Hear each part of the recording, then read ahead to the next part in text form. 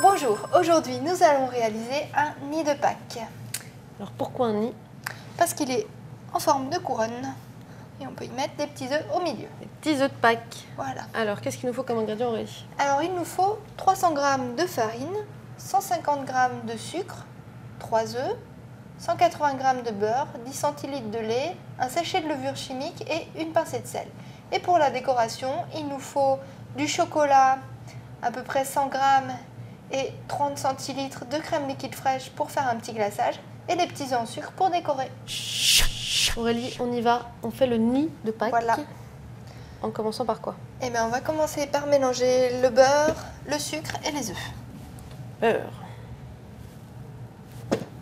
Sucre. Voilà. Œufs.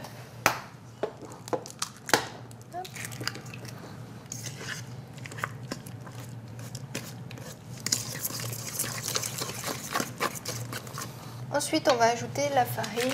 On va mettre la levure dedans. Et D'un coup. on l'ajoute, oui, allons-y.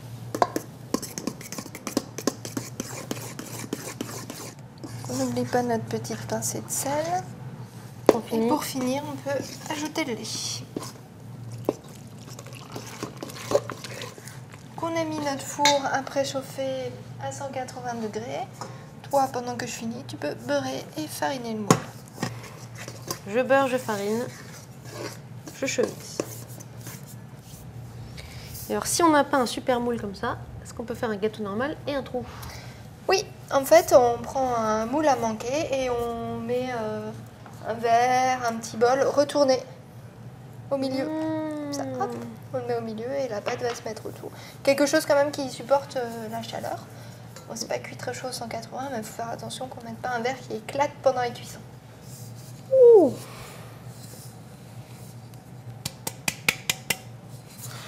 Hop là. Il ne nous reste plus qu'à verser la pâte dans le moule et enfourner. Alors, on vise les bords, pas le trou. Ah oui, tant qu'à faire. Ça marche pas. Voilà, et on enfourne pour une trentaine de minutes, donc à 180 degrés. Donc notre gâteau est cuit, on l'a sorti, on l'a laissé refroidir sur une grille. Maintenant qu'il est refroidi, on va préparer le glaçage. Alors pour ça, c'est très simple. On a un petit bain-marie. Donc bain-marie, je rappelle, c'est une casserole d'eau dans laquelle on met une autre casserole ou un récipient. Donc chocolat, qu'on coupe en petits morceaux, et la crème.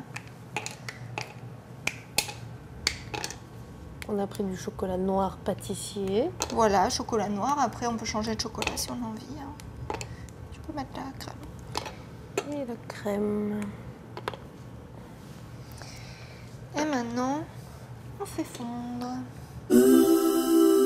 Donc notre chocolat est maintenant bien fondu. On va donc éteindre le feu et sortir tout ça. Hop. On va le laisser légèrement refroidir, qu'il épaississe un tout petit peu. Et ensuite, on va décorer le gâteau. Alors Aurélie, on passe à la déco de notre nid de Pâques. Donc notre chocolat a un peu refroidi, donc il est un peu plus épais, donc c'est pas mal. Donc on va utiliser une poche à douille munie d'une petite douille, ou si on n'a pas, un petit sac congélation dont on va couper un coin. Hop. Voilà.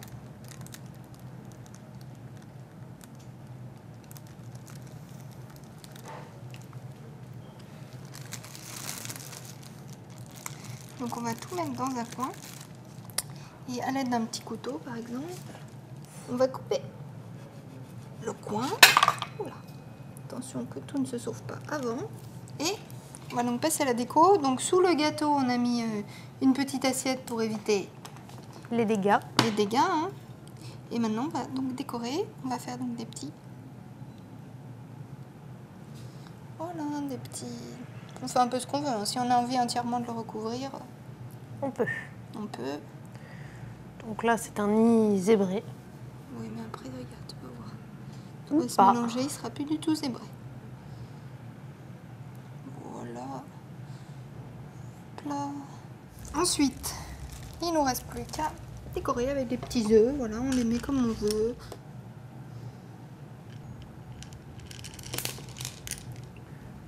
jaune. Et voilà.